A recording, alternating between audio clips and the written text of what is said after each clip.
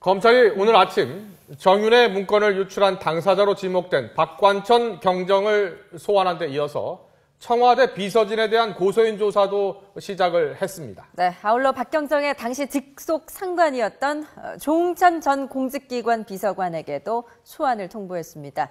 수사가 진행 중인 서울중앙지검에 말텐 중계차 나가 있습니다. 조인정 기자. 네, 서울중앙지방검찰청입니다. 네, 검찰의 소환이 잇따르고 있군요. 네, 그렇습니다. 검찰의 수사가 속도를 내고 있습니다. 검찰은 우선 김춘식 청와대 행정관을 오후 2시 반부터 고소인 자격으로 조사하고 있습니다. 김 행정관은 세계일보 기자들을 명예훼손으로 고소한 청와대 관계자 8명 가운데 한 사람입니다. 검찰은 김 행정관을 상대로 실제로 그런 비밀 모임이 열렸는지를 집중 조사하고 있습니다. 김 행정관은 검찰 조사에서 정 씨와 일면식도 없다며 의혹은 사실이 아니라고 말한 것으로 전해졌습니다. 검찰 관계자는 해당 문건에 김 행정관이 연락책으로 등장하는 만큼 중요한 인물이라고 판단해 가장 먼저 출석을 요청했다고 설명했습니다. 이와 함께 8명이 공동 명의로 고소를 했기 때문에 모두 조사하지는 않을 방침이라고 말했습니다. 검찰은 또 박관천 경정이 청와대에서 근무할 당시 직속 상관이었던 조응천 전 공직기강 비서관에게도 소환을 통보했습니다. 조 전 비서관은 내일 오전에 출석할 것으로 알려졌습니다. 네, 해당 문건의 진위 여부를 규명할 단서는 좀 나오고 있습니까?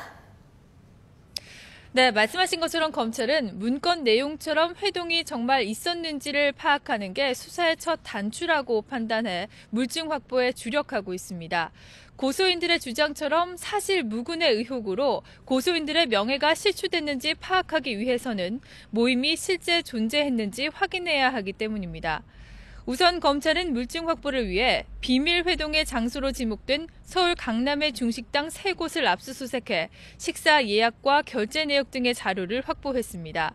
수사팀 관계자는 이번 압수수색은 문건의 신빙성을 가려낸 핵심 내용인 모임의 유무를 판단하기 위한 것이라고 설명했습니다.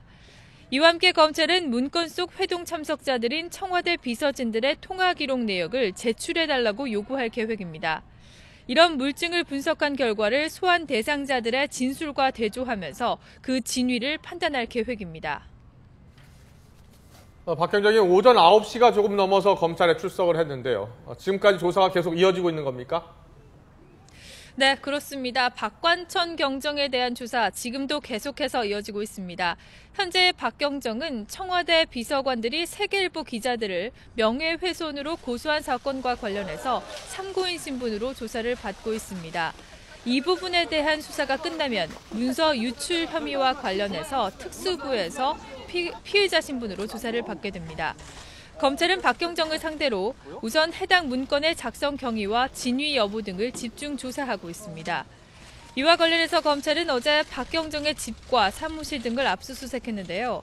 압수수색 전날 박경정이 사용하던 컴퓨터에서 파일 일부가 삭제된 흔적을 확인한 것으로 전해졌습니다. 해당 파일을 지운 경찰관은 검찰 조사에서 박경정의 지시로 해당 파일을 지웠다고 진술한 것으로 전해졌습니다.